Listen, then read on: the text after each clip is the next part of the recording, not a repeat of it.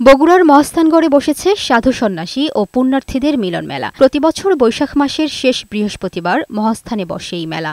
কথিত আছে, অত্যাচারী রাজা পরশুরামকে পরাজিত করে সুফি সাধক হজরত শাহ সুলতান বলখী রহমতুল্লাহ আলাইহি মহাস্থানগড় বিজয় করেন। পরে পরশুরামের একমাত্র বোন শিলা দেবী করতোয়া নদীতে আত্মবিসর্জন দেন। সেদিনটি ছিল বৈশাখ মাসের শেষ বৃহস্পতিবার।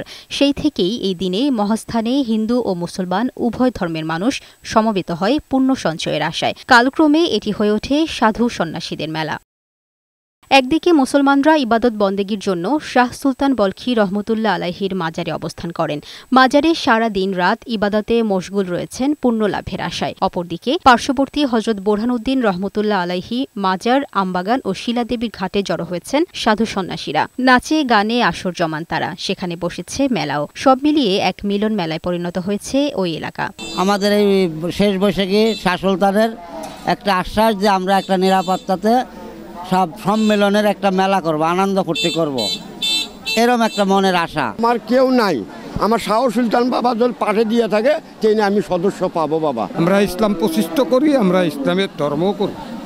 যারা ধর্ম করে না তারা কুত্তাকারী খাচ্ছে না, রাজনীতিকারী আমার এখানেও খাচ্ছে, তাহলে আমরা গরিব মানুষ এই দেশটার পাগল হয়ে গেছে। আমরা আছি এখানে ঘুরতে আর কি, মেলায় কালবৈশাখী মেলা। এখানে অনেক ঐতিহ্যবাহী একটা মেলা। এখানে বন্ধু বান্ধব নিয়ে আছি, অনেক আনন্দ করতেছি। আসে খুব সুন্দর লাগতেছে এই জায়গায় এসে। অনেক কেনাকাটা করলাম আর কি, ঘুরলাম, অনেক সুন্দর লাগলো। নাগরদোলা খাইছি, নৌকাতে উঠছি, মজা করছি, অনেক টিকটক বানাইছি। এখন এই যে এখানে আবার করলাম, সিনারি আঁকাইলাম হাতে। এদিকে সুষ্ঠুভাবে উৎসবটি সম্পন্ন করতে কাজ করছেন আয়োজকরা, বাড়িয়েছে নজরদারিও। বৈশাখ মাসের শেষ বৃহস্পতিবার এটা উদযাপন করে থাকে। এখানে লক্ষাধিক দর্শনার্থী আসে। আমাদের মূল লক্ষ্য হলো দর্শনার্থীদের নিরাপত্তা প্রদান করা। সব মিলে আমাদের এখানে নিয়ন্ত্রণ করতেছে প্রায় 550 থেকে 600 জন স্বেচ্ছাসেবী এবং আইন শৃঙ্খলা বাহিনী 550 থেকে 600 জন নিয়োজিত আছে তাদের নিরাপত্তা প্রদানের জন্য। বৈশাখীর এই উৎসবটি কয়েক শত বছরের ঐতিহ্য। আগামীতে এই আয়োজন অব্যাহত রাখার কথা জানান আয়োজকরা। ডেস্ক রিপোর্ট, বৈশাখী সংবাদ।